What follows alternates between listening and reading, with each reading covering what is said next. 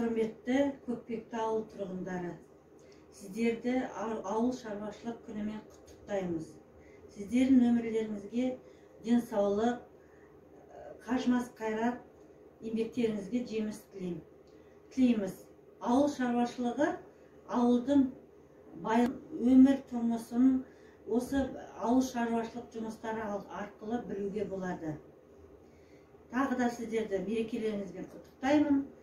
Денсаулық тілей отыра, сіздерге келесі сөз Сайлау Гүлжауһарға беріледі.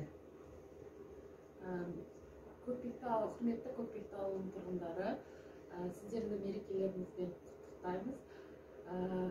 Баршаңызға мол табыс, ауыл шаруашылық ісін дамыта берейік.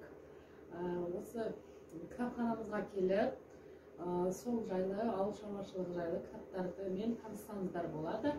Біздің қор көп, және осы қормен кітаптармен таныссаңыздар болады. Балалар болсын, қызығушылықтарыңыз болса, ауыл шаруашылығына байланысты келіп сұрасаңыздар болды.